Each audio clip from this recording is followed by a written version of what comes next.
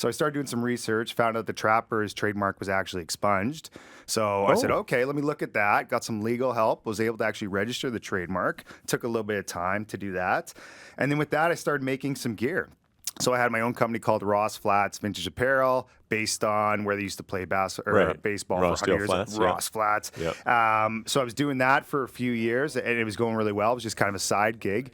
And then a friend of mine, Sean Hill, had City of Champs, which is another apparel line. So when we started talking a few months ago, I said, well, hey, what happens if we start putting this together? Let's use the Trappers mark and the logo and everything, and then call it City Champs, because it's a little bit of an easier name for people to kind of to get, right, than Ross Flats. And people are, have that nostalgia for City of Champs as well. 100%, yeah, and they love that name too. So we came together and said, let's do this, and then we dropped last Thursday, our first line. So we got a 90s Trappers line. So that's kind of what you can kind of see here if anyone's watching. It's the teal, classic teal and the black that was from 90s. Pinstripes, the jersey I'm wearing, that, and then we dropped some other City of Champs kind of core items, and we'll be looking to do, a few other lines of Trappers things, maybe an 80s line, and then some other kind of defunct teams as well. Cool. Yeah. So what's the reaction been so far?